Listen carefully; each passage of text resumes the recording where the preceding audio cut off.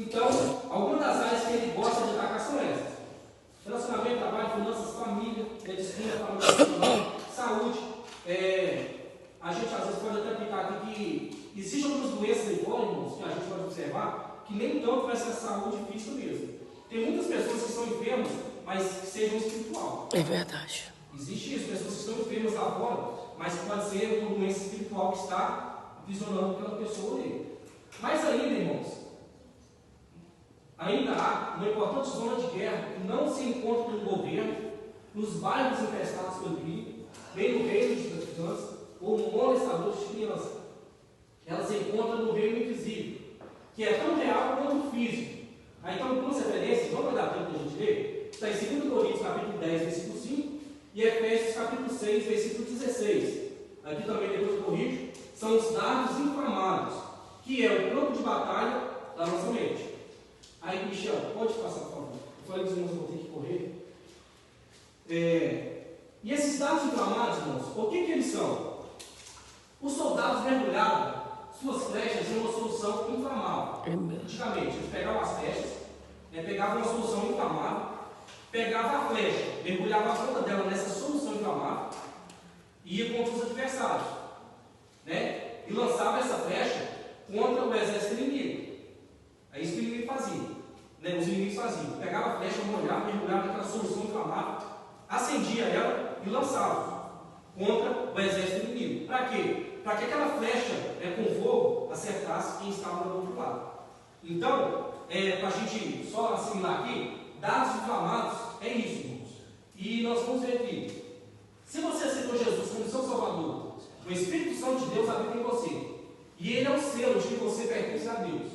O inimigo não pode assumir o controle de sua mente, mas ele pode travar uma batalha em sua mente de modo que ela se torne o próprio campo de batalha.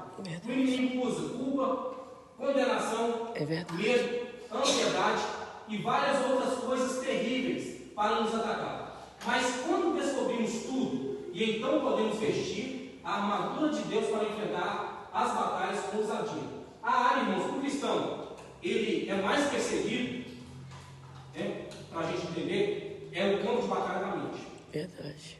Sabe por quê, irmãos? O inimigo não pode chegar aqui agora, ele precisa se apoderar de alguém para chegar aqui e nos tocar. Ele não pode chegar agora, por vezes, talvez, fazer isso.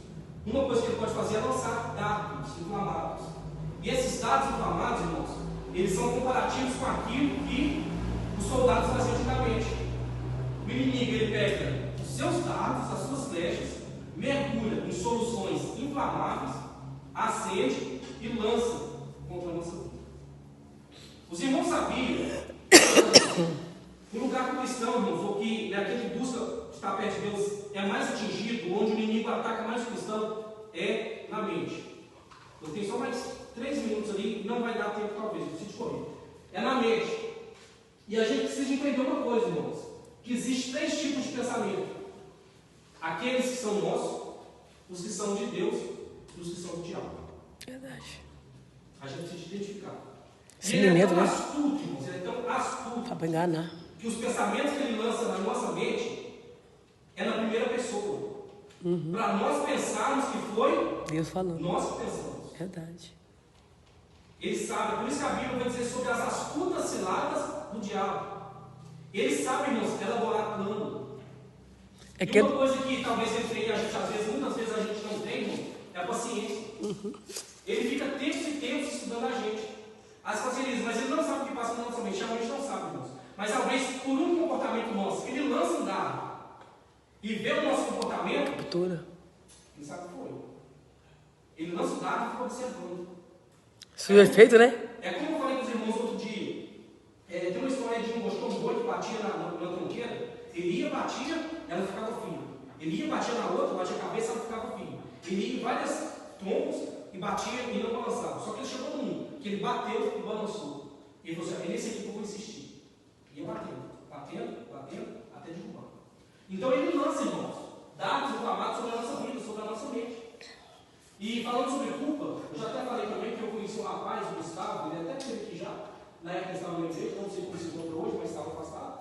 E uma certa feita ele estava dirigindo um carro, e nesse carro ele sofreu um acidente. E no acidente, infelizmente, o seu irmão veio a falecer. E todo ano, irmãos, quando chegava a época do acidente, que foi aquele acidente, vinha na cabeça dele: você é o culpado, você é o culpado, você é o culpado. Então o ministro lá não depressivo. Infelizmente, há algum tempo atrás, pelo parece que estava tendo uma clínica de recuperação. Foi tanta coisa, mas tanta coisa que não suportou. Então, nos tempos antigos, a forma de se proteger dos dados inflamados era se esconder atrás de um escudo. E esse escudo era feito de madeira e metal e revestido de couro. E esse couro era tratado com óleo, se a gente fosse mirar, óleo do Espírito Santo, né, da nossa Bíblia, que apagava os dados. Pode passar para a E a gente está finalizando. E até aqui, irmãos, nesses vídeos, estamos em uma guerra. Vimos também quem é o nosso inimigo e ainda vimos os campos de batalha onde as guerras são travadas. Mas tão importante saber que estamos em uma guerra é saber que temos armas à nossa disposição para estarmos guerreando. E aqui quero mencionar algumas armas contidas na Bíblia Sagrada. Vou só falar os nomes aqui, se os irmãos quiserem de referência. Primeira arma, a fé. Vai estar em Efésios 6,16, 1 João 5,4. Segunda arma, sujeição a Deus. Tiago, capítulo 4, versículo 7, parte A. Terceira arma, resistência. Tiago, capítulo 4, versículo 7, parte B. 1 Pedro, capítulo 5, versículo 9. Efésios, capítulo 6, versículo 13. Não importa a força que o inimigo investe contra nós. Se estivermos determinados a resistir, o inimigo não prevalecerá. Mas precisamos primeiramente nos sujeitar a Deus. Pode passar, por favor? E para finalizar,